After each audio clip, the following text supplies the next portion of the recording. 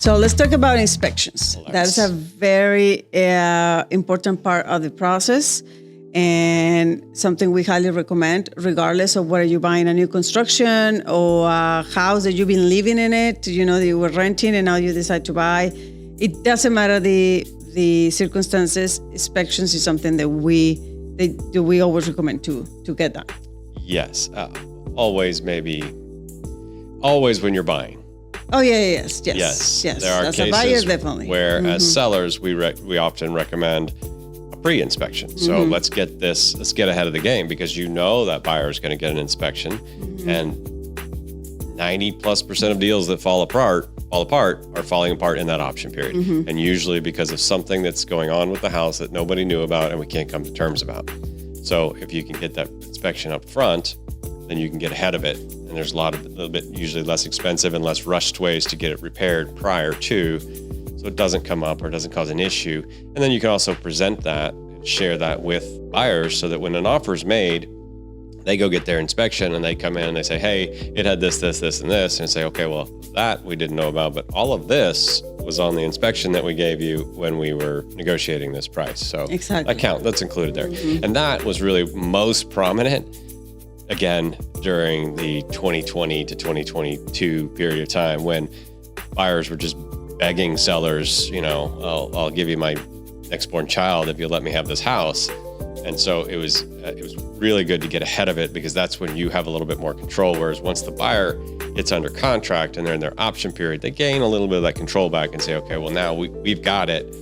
We want you to do this, this, this, and this. And it's like, well, we're not. Yeah, in that time we saw a lot of people going way overpriced, but a lot. Like, no, it wasn't not only because of the inspections, but like way overpriced. And then during the option period, it's like, okay, well, now you're gonna give me all this money back. Right. So as a seller, it was important to have a pre-inspection. So they say, okay, it's to be like an open book. I have sellers who told me, well, I don't know if I want to do a pre-inspection because I suspect it's going to be these issues and I don't want to open Pandora's box. It's like Pandora's box is going to get open. So do you want to see before you buyers what is in Pandora's box before, and then tell them, or have the opportunity to get it repaired? Because once it's in the hands of the buyer, like you say, they have the upper hand, they can get in a position to get demand to get it done, this repair by this company at this timeline, and you know, like no ways around. So you kind of like have to do it their way. Right. And it's part of the contract where it has to be, you know, licensed professionals. And not that you wouldn't usually, but some people just have handymen, or maybe they're very qualified themselves, and you can just go fix that because you are aware of it. As opposed to once you're in that option period, now it's got to be a licensed professional. It's going to be a whole lot more expensive. And he also feels that as a buyer, I've been in that side of the equation where like I get the seller disclosure, I get the pre-inspection and the list of repairs. So it seems that the seller did everything he could on their side, took care of all the things they can before even presenting it to us. So it feels really like, okay, they're not trying to hide anything, you know, they're showing what they know. Right. And sometimes that depends on the listing. It depends on the price range. You know, if you know you're dealing with a first-time home buyer market, I will say it's a tougher one to do in a normal market like we are now, or even especially if it's a buyer's market, because not everybody does it. In fact, you'll probably find most won't. So even though it's probably a good idea to do it, now I have it and I have to disclose that. I've got to share that with you, which is the point, but nobody else is doing it. And as a first-time home buyer, when you see one of these inspection reports, they're scary. I mean, they look really scary. I mean, you and I have seen thousands of them, and we're looking at the same thing every single time. Yeah, got it. I get it. You know, we're understanding of the majority of it, and it doesn't scare us. But you get this thing, it's like 40 pages long, and all the photos of the things that are wrong is this little close-up photo, and you're looking at that like, oh my God, that's terrible. Of course, no, we can't buy this house. But then you go and you see it, and you're like, oh, that's what this was? Oh, yeah, well, that's no big deal. And that's why we always encourage from the buyer side, when you do get your inspection, and we set that up, and the inspector goes in there, you know, you can go for the whole thing if you want. Most of the time, the inspector wants you to come in the last 30 minutes or so as he's wrapping up, so that he can go over all the stuff that he found. And the beauty of that, in addition to just getting some good knowledge, like, hey, you should do this to help take care of the house, take care of your AC by doing this and this and this, give you little tips. This thing I think is a pretty big deal. These things, here's this, but it's not that big of a deal. And you get to see them firsthand. So again, it's not just this piece of paper that you're looking at that looks pretty terrifying. You get to see it firsthand, and then you understand that it's, some of it at least, is not as bad as it looks. Yes, and also buyers don't. Some buyers, the out of town investors that I have worked with, they are not be able to be on the inspection. They can always, we always get the report as well as realtors, but we also, when we have questions, even though they're the same items over and over, there are some houses who maybe are very old and they mention something, we always talk to them. We always recommend to top 3 of our favorite inspectors. And again, it's nothing that we get from them, referral fees or anything like that. It's just that we know they have the experience. They've been in the market for long ago. They have done thousands of those. And just like when you go to the doctor and they tell you, okay, you have this, yeah, you can die, but you probably won't. But they almost have to say it because it's almost like a disclosure. Same thing with inspectors. Like all the pharmaceutical. Yes, the commercials are crazy. Well, the inspection reports are crazy too because they tell you everything, but they cover in their license. You know, they cover in all these disclosures that they have to cover because of their license.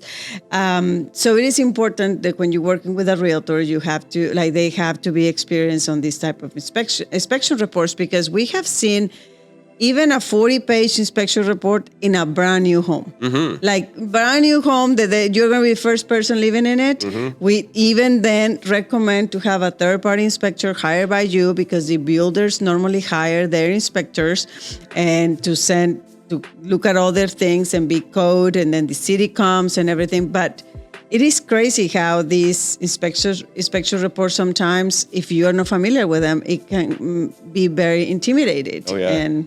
Well, the beauty of the ones when we're talking about new builds, and we've talked about this before, but there's really 4 opportunities for you to get an inspection if it's a new build. If you're in soon enough, you can get the foundation inspection. The second one would be the free drywall inspection. So when your home is still naked, as we've talked about, you can still see all the pipes, you can see the wiring, all that kind of stuff. And then that kind of final pre-walk inspection, just to make sure everything's as it is, almost like you would for a new or for a resale home. And then most of these builders have a 1-year warranty on just about everything. And so it's a good time to maybe just at that 10, 11 month mark, get an inspector to come back out and say, hey, can you come inspect this and make sure everything's up to par? Because I've noticed this and this, but you might notice some other things that are off that we can tend to them. And most builders are really good about saying, yeah, here, give us that report, within reason. Yes. Most of it, we're going to do that. The one caveat, and it's not that they won't, but the one that is the warranty page or the warranty period, because that one could potentially be a lot of user, wear and tear kind of stuff. It's not their fault. Just because you broke your lamp, I'm not coming to fix it, right? But if it's something that's electronic or plumbing or something like that, then they'll still fix that for you. Yes, and make sure when you have those warranties, it's normally 1 year, bumper to bumper kind of warranty, but make sure you do it with enough time for the inspector to come, for you to turn it into the builder, and for the builder to fix all those things. So just make sure you have that. Close to that exactly 1 year mark, right? Too. Talking about multiple inspections or extra add-ons inspections. Normally, when you hire an inspector, they will ask you if you want to add the termite one. It's always up to you as a buyer. We recommend it, especially the termite might be required. Actually, it depends on your loan. Exactly, depends on your loan, and also we'll recommend it or not. Depends on when it was built. Right. So I just had one that I recommended to add it on, highly recommended, because in the seller disclosure say that it was a case of termites in the house that was treated, and nothing since they treated 5 years ago. But if it was at one time there, might as well just check it. Yeah, I mean, like we said, usually it's some type of a loan that might require it. It's FHA typically, but even if you're not, I think it's like $80 or so to have that done, and it's cheap insurance. It's a prominent enough thing here in our area and they can do some serious damage. So, and you don't see it. It's just like usually you don't. So yeah, I think it's a pretty cheap one to add on. Potentially, depending on what property you're buying, you've got your pool inspections, you get your septic inspections, and those can be a little tricky just because you have to time out. They usually want to see it full and operating so they can test all of that, and then they want it drained so that they can test the inside of the tank and check the inside of the tank. So you have to kind of time out the pumping. We usually, of course, when you know that in advance, you know it's got a septic, so we'll negotiate with the seller that say, hey, we're going to have an inspection here. We need you to pay to have it pumped, and so that we can have it inspected. And that can be anywhere from $400 to $700 to have it pumped. And also on the septic ones, the seller disclosure will tell you or will give you an idea of when it was last pumped, and the inspector always wanted to know that because he will. I mean, if it's fully operated, the type and it's a whole different universe, the whole septic thing. And when you're talking about pool, it has become another different world, because nowadays we are not recommended just to get it like an add-on. Like inspection for the pool is just an add-on. Sometimes you need to bring a professional for the pool, a separate one. And those can be very pricey. It just depends on when the pool was built or like what you really want to get out of the inspection. But it's something to take in consideration that is going to be separate from the inspector. Yeah, and I really like the one. I just heard somebody actually for this other place referred another one to me that seems like they do the same thing that your buyer in Forest Creek did, where he came out, he did the pool inspection. He was a professional pool inspector, so he came along in partnership with the regular inspector. And in doing so, they were able to meet him. He gave his report and everything, but he also offers with that, what was it, like a education pool school, right? Yeah. So he comes out, especially for people who haven't had a pool before. I mean, it's a task. You got to know what to do and how to keep track of it. And even if you're going to hire somebody out, it's good to know what it is that they're doing to your pool. Yes. Yeah. So again, we just want to reiterate that inspections are really important. That pretty much prepare. We normally send an email prior to inspector to all our clients where we kind of like prepare them, set expectations, because when you don't know, well, if you have never bought a home and then you get that, you think you're buying a destroyed home. So it's important to pay attention to those inspections, but always concentrate on the big four that we talk about, which is the AC, the roof, the foundation, and the water heater. And main plumbing. Plumbing and electric. Depending on how old is the house. I kind of throw the main plumbing in general in with the water heater. The water heater is the most obvious and easy to test, but it also depends on the house, the age of the house, and the type of plumbing. So another prominent inspection for homes, roughly 70, somewhere in the 70s and before, that likely have cast iron in there as their drain line. Those are probably going to need another inspection.